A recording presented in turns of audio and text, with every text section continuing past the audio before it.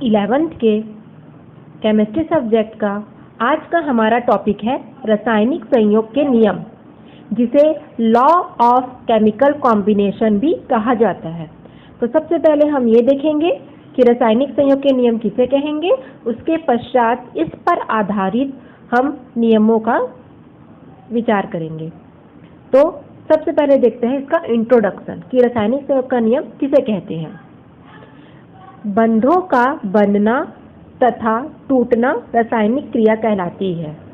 अर्थात जब हम यौगिकों की आपस में अभिक्रिया कराते हैं तो रासायनिक बंध बनते हैं एवं अभिक्रिया के पश्चात बंध टूट करके नए उत्पाद बना लेते हैं। इस प्रक्रम में पुराने बंध आपस में टूट जाते हैं और नए रासायनिक बंध का निर्माण करते हैं। इस आधार पर हम कुछ नियम का उपयोग करेंगे जिसे रासायनिक संयोग का नियम कहते हैं। अर्थात द्रव्य की सबसे छोटी इकाई परमाणु कहलाती है और बहुत सारे परमाणुओं के समान और भिन्न रूप से मिलने पर अणु का निर्माण होता है।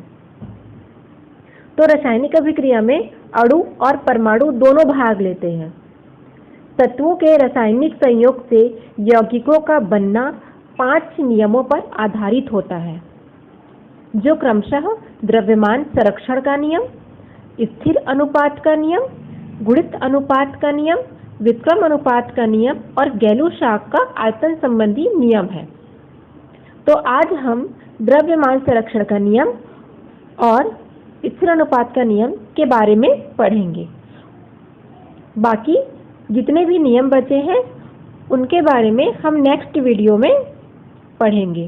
तो सबसे पहले हम देखते हैं द्रव्यमान संरक्षण का नियम, law of conservation of mass. बहुत ही सरल नियम है, इसे आप लोगों ने पिछली कक्षा में पढ़ रखा है, फिर भी हम इसके बारे में चर्चा करेंगे। तो इसे हम द्रव्यमान संरक्षण का नियम को ऊर्जा संरक्षण का नियम या द्रव्य की अविनाशिता का नियम भी कहा जाता है। यह नियम सन 1774 में लेवोजियर नामक वैज्ञानिक ने प्रतिपादित किया था। 1 नंबर के क्वेश्चन में पूछा जाता है कि द्रव्यमान संरक्षण के नियम के प्रवर्तक कौन है, तो आंसर आ जाएगा लेवोजियर नामक वैज्ञानिक ने द्रव्यमान संरक्षण का नियम सन 1774 में प्रतिपादित किया था। तो आइए अब हम इस नियम को पढ़ेंगे।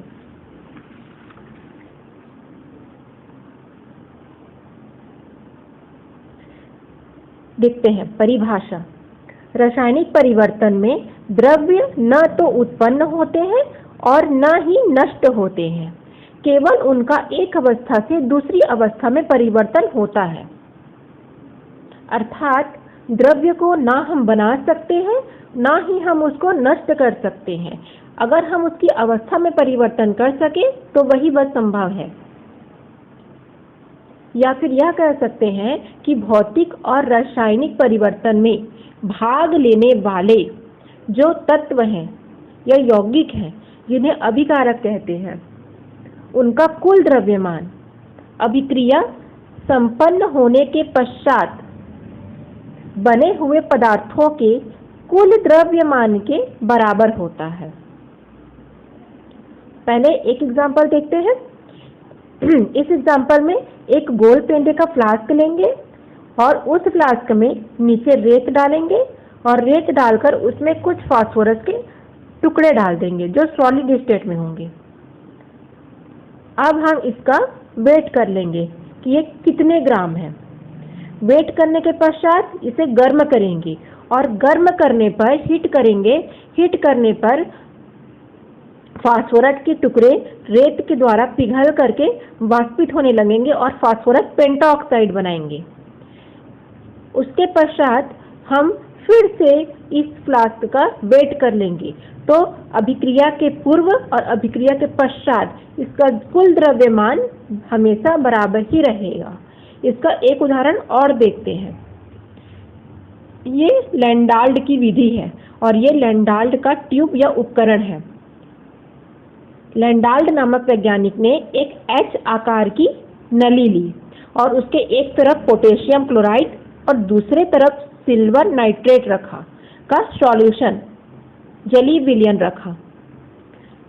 अब इसका उन्होंने वेट कर लिया। तो पोटेशियम का द्रव्यमान 39 होता है, क्लोरीन का 35.5, सिल्वर का 108, नाइट्रोजन का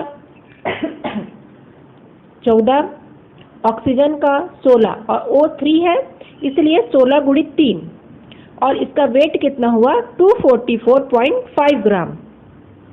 अब उन्होंने क्या किया, इस उपकरण को पूरी तरीके से उन्होंने उलट पुलट कर दिया। उलट पुलट करने पर ये मिश्रण इसके साथ मिक्सअप हो गया, तो बना सिल्वर क्लोराइड और पोटेशियम नाइट्रेट। यहाँ से जो पोटेशियम है वो नाइट्रेट के साथ अभिक्रिया कर लिया और सिल्वर क्लोरीन के साथ अभिक्रिया कर लिया। अब इसका उन्होंने वेट किया तो सिल्वर का 108, क्लोरीन का 35.5, पोटेशियम का 39, नाइट्रोजन का 14 और ऑक्सीजन का 16 और O3 है इसलिए इंटू 3। तब भी जो उत्पाद बने उनका भी द्रव्यमान 244.5 ग्राम प्राप्त हुआ। अर्थात अभिक्रिया के पूर्व और अभिक्रिया के पश्चात जो उसका कुल द्रव्यमान है उसमें किसी भी प्रकार का कोई चेंजेस नहीं हुआ है। तो यही होता है द्रव्यमान संरक्षण का नियम कि कोई भी रासायनिक अभिक्रिया या रासायनिक परिवर्तन में द्रव्य या द्रव्यमान को ना बना सकते हैं ना नष्ट कर सकते हैं, केवल उसका अवस्था में परिवर्तन कर सकते हैं। तो द्रव्यमान संरक्षण का नियम को आप एग्जाम्पल के माध्यम से समझाएंगे। उसके पश्चात हम स्थिर अनुपात का नियम देखेंगे। स्थिर अनुपात का नियम किसे कहते हैं? लॉ ऑफ कांस्टेंट प्रोपोर्शन, इसे निश्चित अनुपात का नियम भी कहा जाता है। आप इसे निश्चित अनुपात का या स्थिर अनुपात का नियम क्यों कहा जाता है, ये आप इस नियम के माध्यम से समझ लेंगे। तो परिभाषा हो जाएगी, सबसे पहले देखेंगे कि इसका प्रतिपादन किसने किया। तो इस नियम का प्रतिपादन प्राउस्ट ने 1799 में किया था। परिभाषा है, रासायनिक यौगिकों में उनके अव्ययी तत्व भार की दृष्टि से हमेशा एक निश्चित अनुपात में रहते हैं। ये आपका परिभाषा है कि कोई भी यौगिक यदि रासायनिक अभिक्रिया में भाग ले रहा है तो वो जिन तत्वों से मिलकर बना है वो भार या द्रव्यमान की दृष्टि से सदैव ही एक निश्चित अनुपात में रहेंगे, है ना। यहाँ दो एग्जाम्पल दिया गया है, जल का और कार्बन डाइऑक्साइड का। तो हम पहले जल का निकालेंगे। जल का यदि हम द्रव्यमान के हिसाब से अनुपात निकालें तो 2:16 और यदि क्रमांक के निकालें तो 1:8 और उसी प्रकार कार्बन डाइऑक्साइड का निकालेंगे तो C/O। कार्बन का होता है 12:16 क्योंकि O2 है इसलिए 16 गुणित 2 32। तो कितना हो गया 12:32 या 3:8। अब हम एक रासायनिक अभिक्रिया लेते हैं। जैसे मेथेन को ऑक्सीजन की उपस्थिति में जब अभिक्रिया कराई जाती है तो कार्बन डाइऑक्साइड और जल बनते हैं प्लस ऊष्मा बाहर निकलती है। पहला विधि से कार्बन डाइऑक्साइड प्राप्त किया गया। उसके पश्चात कार्बन को ऑक्सीजन की उपस्थिति में अभिक्रिया कराने पर सीधे कार्बन डाइऑक्साइड प्राप्त होता है। एवं कैल्शियम कार्बोनेट या चूना पत्थर को जब हम गर्म करते हैं तो कैल्शियम ऑक्साइड और कार्बन डाइऑक्साइड प्राप्त होते हैं। इन तीनों विधियों में यह जो कार्बन डाइऑक्साइड है यह अलग अलग मेथड से प्राप्त किया गया, लेकिन प्रत्येक में कार्बन डाइऑक्साइड का अनुपात 12:32 या 3:8 ही रहेगा। वही कहा जा रहा है कि रासायनिक यौगिकों में उनके अव्ययी तत्व भार की दृष्टि से सदैव एक समान रहेंगे। एक और एग्जाम्पल देखते हैं। यदि हम जल लें, वह जल हैंडपंप का हो, तालाब का हो, वर्षा का जल हो, झरने का हो या कहीं का जल हो, उस जल में जो हाइड्रोजन और ऑक्सीजन का जो अनुपात है वो सदैव स्थिर रहेगा या निश्चित रहेगा। वह अनुपात कभी चेंजेस नहीं हो सकते।